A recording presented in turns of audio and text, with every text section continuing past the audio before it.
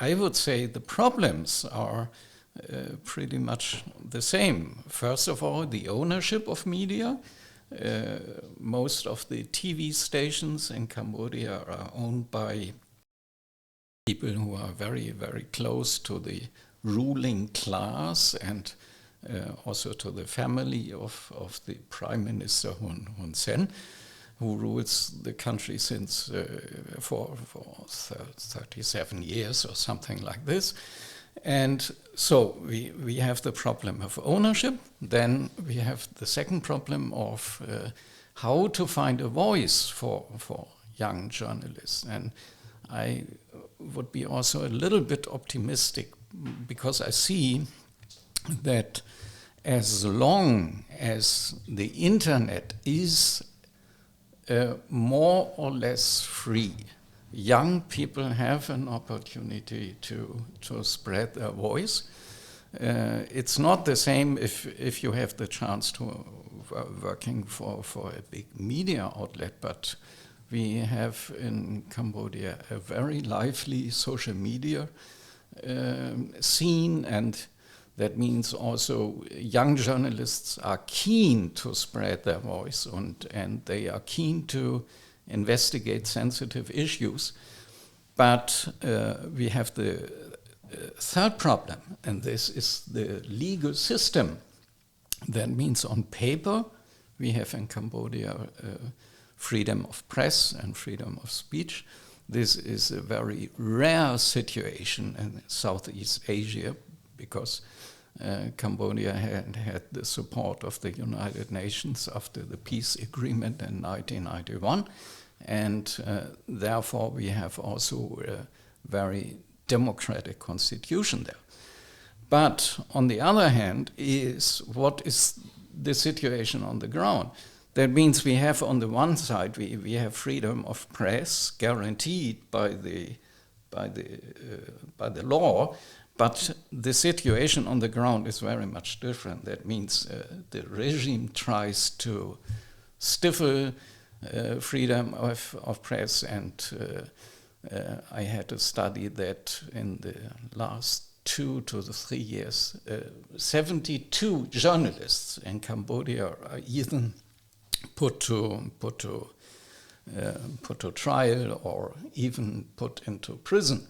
That means the situation, there is a clear discrepancy between the legal system and the situation on the ground, what the regime does with critical journalists. And I guess that might be the same problem also. It's worse actually, to be honest. It's worse actually, to be honest, because I feel like, as Dapo was also mentioning, the challenges. What are the challenges media faces today across the world? And we particularly in the countries where we did the research, we can say the challenge of mis and disinformation to undermine the traditional media, the challenge of ownership, the challenge of physical security for the journalists.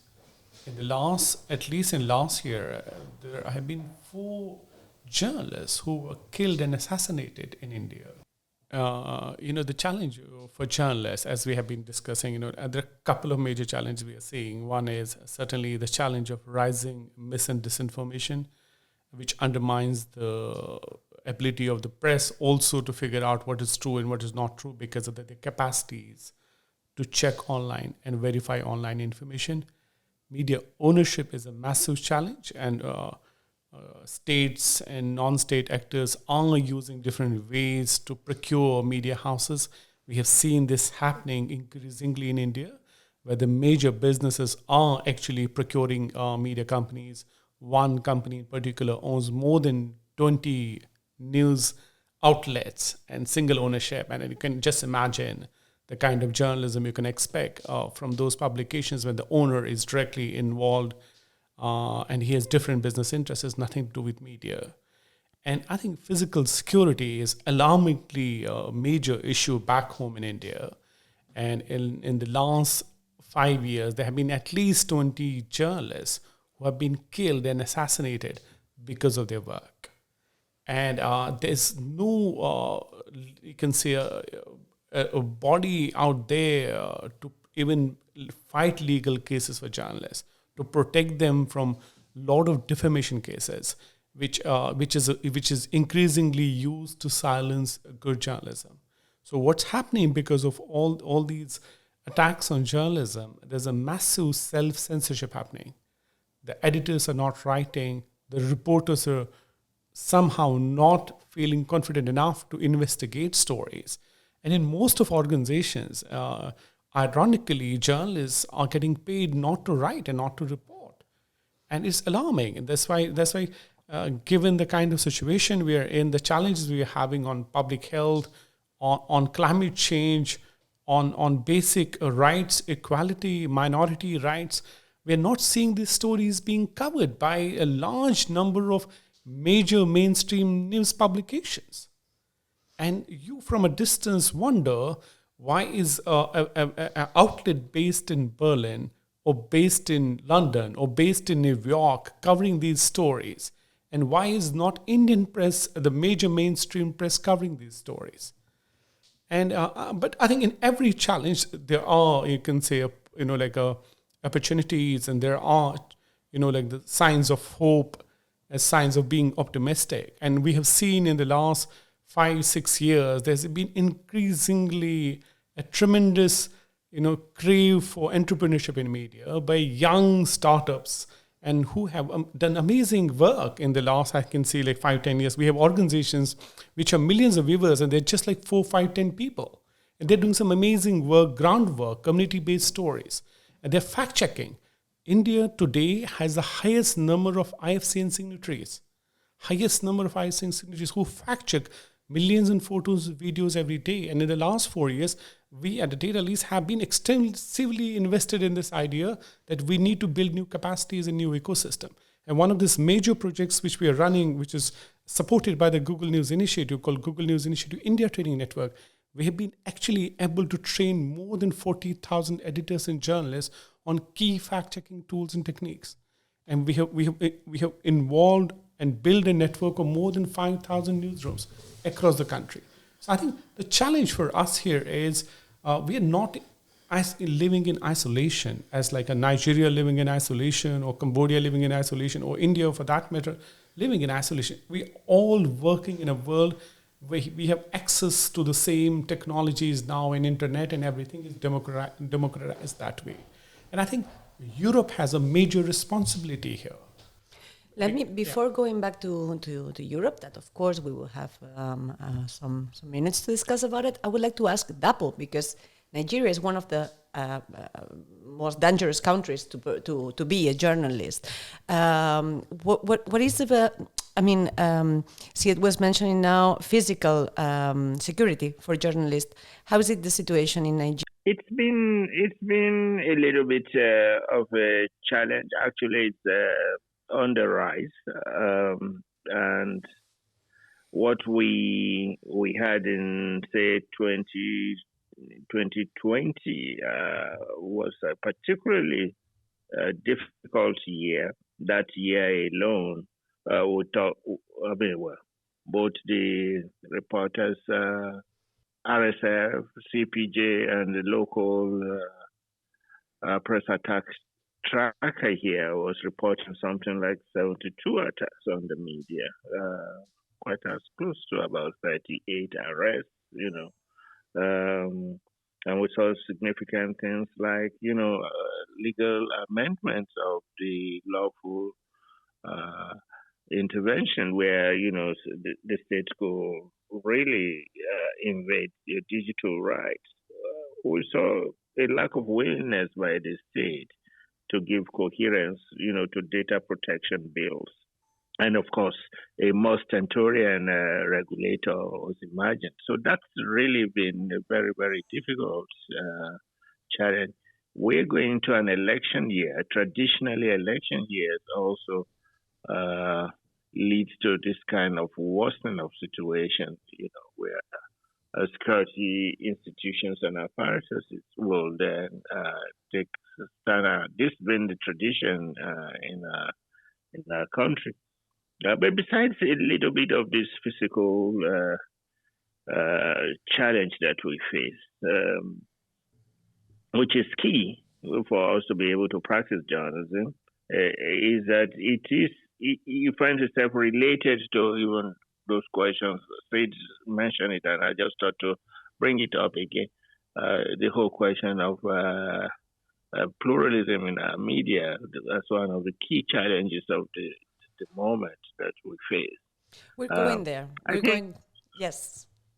So actually, we're going to talk about plurality and pluralism, and we have been so far discussing the external context to the journalist. But actually, journalists, we are individuals, and we're responsible of what we are reporting as well, and how accountable we are. I would like to ask you, Andreas.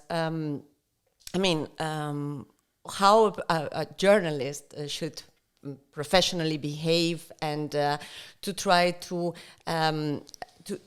report with accuracy, and what are the main responsibilities of a journalist? Yes, I would say, of course, a journalist shouldn't be a political activist. And if we look around in the world, we see political activism by journalism all over the place. And even in Cambodia, but also in Europe, we have intense discussion also in Germany about bias of journalism. And I must say, there are some clear causes that journalists tend to support a political issue, and on the other hand, they don't care about contradictory facts.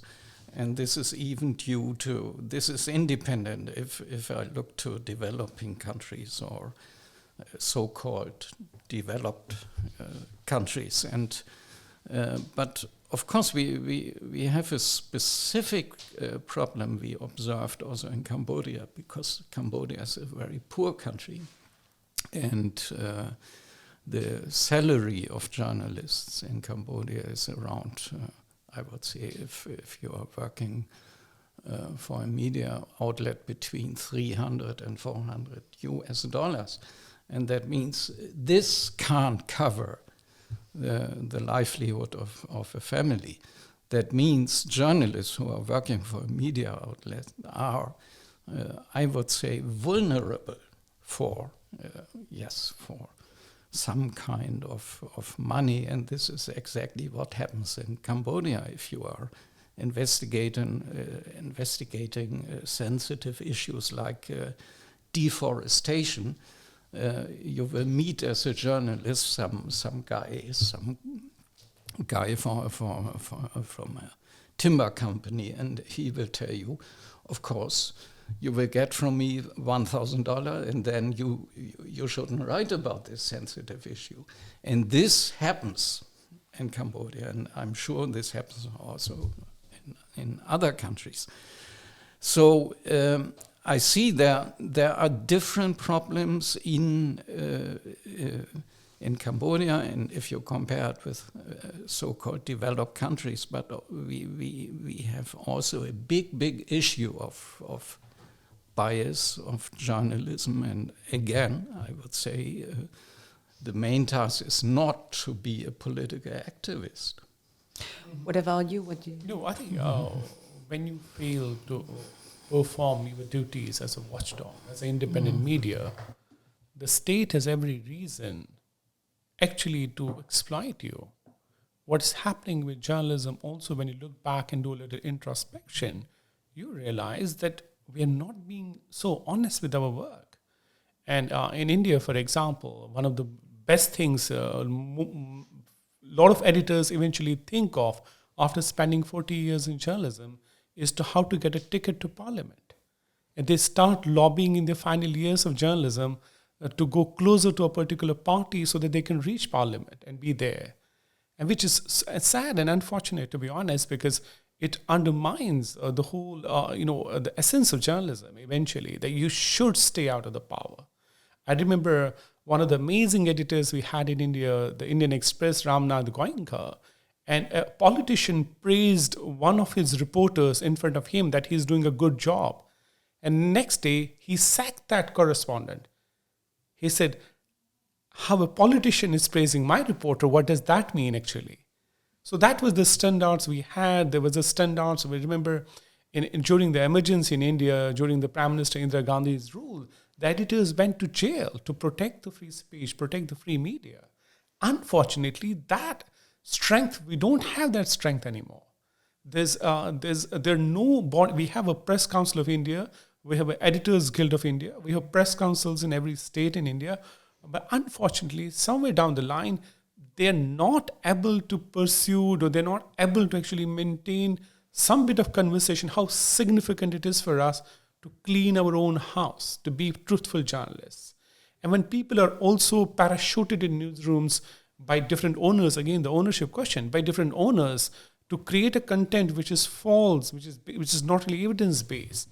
So you are not having mechanism actually and practices on the ground where you actually lead by saying we are doing truthful work. And believe me, there are journalists, remarkable editors and journalists still in newsrooms, in few newsrooms still, who do amazing work, protecting their integrity, protecting their work, doing investigation even today, under very different situations and conditions. But I think the challenge and danger here is that if you do not really clean your stuff, then the state has more reasons to come with more regulations and more laws, which will be fundamentally against the freedom of speech. That if you don't self-regulate, if you don't really take care of your own mistakes and errors, and if you don't have a clarification policies, we have a newspaper, The Hindu, one of the finest newspaper in India. They made sure if they do any error anywhere in the story, they had the readers column where the editor will come and say this mistake was committed on a front page, and he will mention the mistakes and everything, and so that the trust is there, because eventually the whole journalism, the relationship with the editors, reporters, and the public is based on trust. If you do not have that trust, there's no journalism. Unfortunately for us, we are seeing people do not really trust media. Majority of people do not really trust in media. In India, we still remember when we were growing up, people were actually buying a newspaper at a railway station, and one person will buy a copy, and the copy will circulate to the whole, the booth actually, and everybody will read that newspaper, and people will trust every word published in newspaper as a gospel. Today, I don't think anybody can say that, I read it in a newspaper, I watched in a TV station, I trust it. Absolutely not. So I think the challenge for us is how can we build our own competencies, our own understanding, and our own, the significance of journalism. How can we really understand the separate, that what is journalism? Why are we here? I remember Mahatma Gandhi, when he came from Johannesburg, a father of the nation, when he came from Johannesburg to fight British, all he brought from Johannesburg to fight British was a typewriter and his first newspaper. And he started writing columns and opinions, and he became the mass leader by that. And he had this beautiful saying, journalism, in essence, is a public service. So I think somewhere down the line, we have to go back to our fundamentals to protect it, to build innovation in journalism, take advantage of technologies, look at the future very differently. There are different challenges going to be. Are we ready for those challenges? I think the study really puts the focus on these two key things, the role of free press, independent press in democracies. You cannot have a democracy without having a vibrant press. You can't call yourself a democratic country if the media is not independent. The media is not free to report. I think this is bottom line. And I think the governments really need to also understand that. The states need to understand that it's good for the country if we have a free press, if you have an independent press, a flourishing press, where they write, report, and make the government accountable. Is there something? Yes, sorry, Andreas. Syed, thank you for your commentary. I think the main term is how to be independent. And I myself know a time when I was a correspondent here in Brussels. We were always invited by the commissioners also for international travel, and they covered all the costs by flight and by hotel. And so from standards today, that wouldn't be possible, because at least you have to pay for yourself, or your media outlet has to pay for the travel if you go with a commissioner.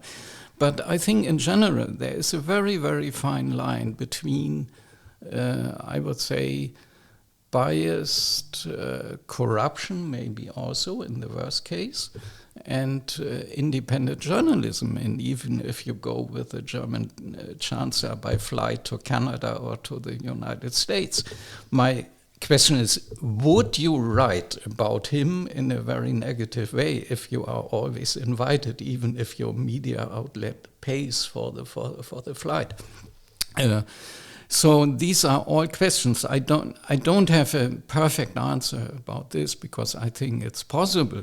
It's even necessary that journalists are with politicians, but they have to keep distance.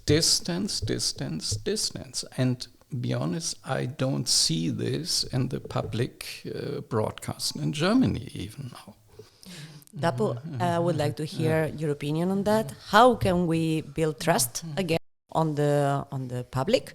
How can we continue being independent on the governments, and at the same time being accountable? Well, first, of course, I have to adopt what my colleagues on the panel have said. However, one can add the little point that the challenge of the media today is that gatekeeping has become one of the most difficult practice to insist on. We can, within the framework of the more established newspapers, more established organizations broadly, keep reminding ourselves that, look, journalism as a project of democracy absolutely has no meaning or consequence if it is not defined by truth-telling. It has to be truthful, our reporting must be accurate. This is what journalism means. It's not just the ability to be able to write or, or do good storytelling. Why we're different from fictional writers is because our own accounts are absolutely truthful. And we have to provide verification. Indeed, I think one of the very interesting definitions of journalism is to give currency to that point. It says that journalism is a practice in verification, just to emphasize the point. So at a difficult time like this, where we face the explosion of information, where we have easy entry into media, I think it's to double down, on some of the received principles, one of which is, of course, that journalism must be defined by truth and accuracy. I think second to that is that we can incorporate new protocols, one of which is, fact-checking, which has now become very an interesting newsroom component, because what fact-checking does in the context of today's newsroom is that it helps us to reinforce the truth value of our reporting. And hopefully that then draws out. We had a particular experience with this. The newspaper that I work for, we were founded just 10 years ago. And at that time, it's very interesting, the whole media landscape in Nigeria was in total shambles. And many people, in fact, when we said we were going to create a new newspaper, they said, how are you going to? There's, in fact, no scope, no opportunity for even, any horizontal displacement in the industry. We said, no, we're going to try. And it was rewarded. So we introduced an investigative only kind of reporting. So people got to trust the paper a little bit more than our peers, because at least they could say. So products like, investigative reporting, data reporting, data journalism, which then gives more clarity and analysis of events. These are literally two protocols we can introduce into our practice. Definitely fact-checking is one very powerful tool that has helped. I think as what some of the things we also experiment with is to do effective media monitoring, which helps us, in fact, to become self-aware of our own practice and our failures and weaknesses. But, I think Andre raised a point, which I just want to extend a little bit, is the fact that, we came this long in believing that our independence is defined only in very legal and political terms. I think it's absolutely important to know that independence today has incorporated elements of the economy. Economic foundations of what you generally in business studies will call business model. The fact that the received business model of journalism has come into, it's stultified. It's in need of innovation, if you like. And if that's going to be, then advertising, sales, and events, which were the traditional way of defining our business model in the media, at least in most developing countries, those are incapable of growing again. When I was a young reporter, the paper every Nigerian kid who wanted to do journalism would look up to was doing, 750,000 copies a day to, 900,000 copies a day. Today, that paper has totally disappeared. In the whole of this country, it's strange to say, the most populous African nation, there's no newspaper that today that's even selling 50,000 copies a day. I think this is important to understand is that it is fundamentally a consequence of digital.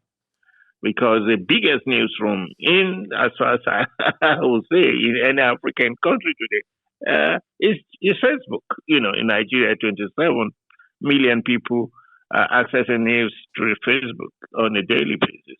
So the digital transition has reconfigured the whole landscape, and all this is telling us we also have to renew both our understanding and our response to those important principles like independence around the practice and our industry.